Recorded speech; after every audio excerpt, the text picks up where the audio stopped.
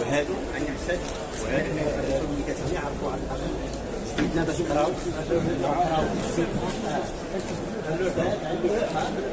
القصبة القصبة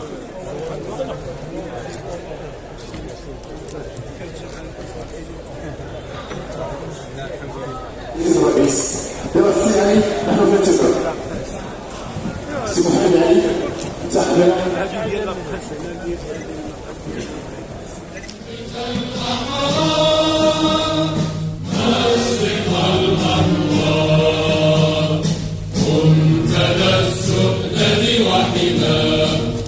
مبتدى وحما عشت في الأوطان في أولادها إلى كل زمان ذكرى كل إنسان بالروح بالجسد هب فتى نهب نداء في فمي وفي دمها وكثر ونار إخوتي هيا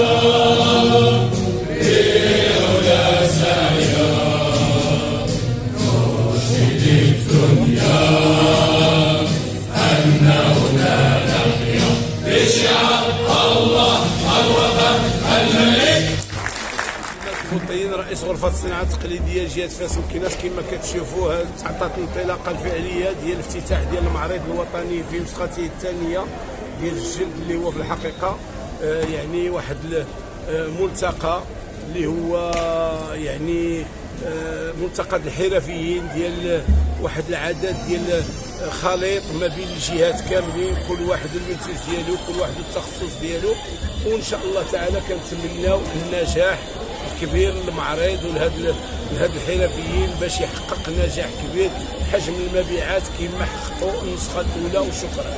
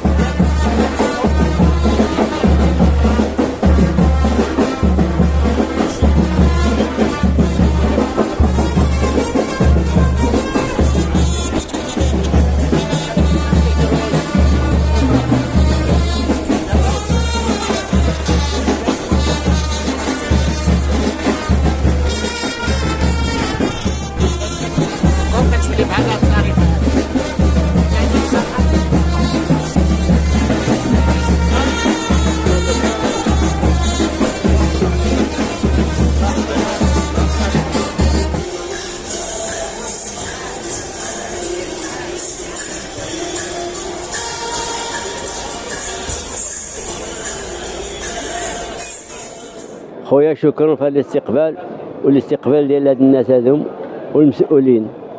واول خطره فاش جيت لهنايا وانا البكاري محمد جاي مسلا صانع تقليدي ومراد الجلد وهو اللي عندي في المحل ديالي عندي السمان والبيرو والكلاسور وهذاك الربايع والبزطام والساك جميع الامور ديال الصناعه التقليديه الجلديه كنخدمها انا. وشكرا في هاد الناس هذوم وشكرا المسؤولين وعلى مثل الاستقبال الله يسمح لنا منهم. جايين من مدينه تارويدان الصانع التقليدي المنتجات الجلديه. انا جيت من مدينه تارويدان باش نمثل مدينه تارويدان في المعرض الوطني النسخه الثانيه هذه والحمد لله راه في المستوى تنجح في المستوى. المعرض فيه جميع المنتجات الجلديه من الصاك من الصابون من السنه الرودانيه من جميع المنتجات اللي تطلق على البال ان كاينه في هذا المعرض هذا. وكاين الابتكارات وكاين الجوده وكاين الاتقان في الصناعه التقليديه. وحتى الان الحمد لله كاين ابتكارات، يعني كاين ابتكارات دابا في هذه المنتوجات ديال الصناعه التقليديه. وبحكم مدينه فاس انها معروفه بالجد حتى هي، ومدينه معروفه وقديمه وانت هي عندها قوه المذابح كثر وبالنسبه حتى الصناعيه كثر. انا بالنسبه لي انا شخصيا تسمى شي كلشي مزيان بارك الله فيكم. بالنسبه للمعرض، معرض وطني، معرض في المستوى صراحه، اول مره ليا، وان شاء الله نتمنى ما تكونش اخر مره ان شاء الله.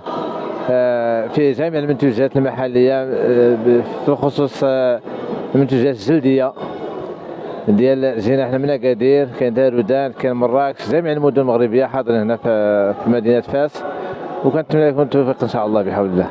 شكرا.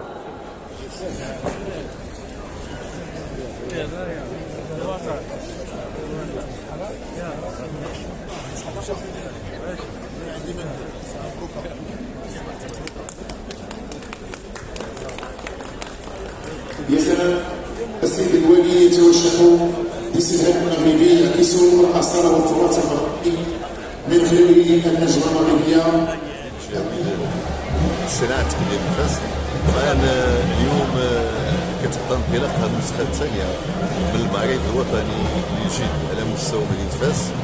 هذه المناسبه وهذه التظاهره اللي هي مناسبه سانحه يتم خلالها اولا تعريف المنتوجات التقليديه الجلديه إن على المستوى الوطني او الجهوي او بالخصوص على مستوى مدينه فاس.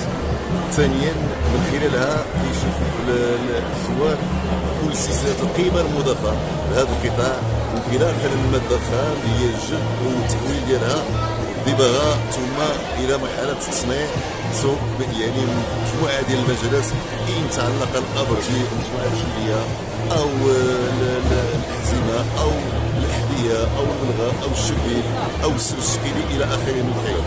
ثالثا هي مناسبه لتبادل الخبرات والمعارف من خلال الملتقيات واللقاءات التكوينيه والتواصليه اللي تعرفها الفضاء ديال هذا المعرض الوطني. ثم كذلك هي مناسبه من اجل الاعتراف وتكريم كل من الزملاء الذين ابلوا البلاء الحسن في مسارهم المهني، سواء منهم الذين لا زالوا على الحياه او الذين يعني. إذا عجبكم الفيديو ما تنساوش ديروا لايك وتشاركوا في قناه وطني 24 وتفعلوا خاصيه الجرس باش توصلوا بكل جديد.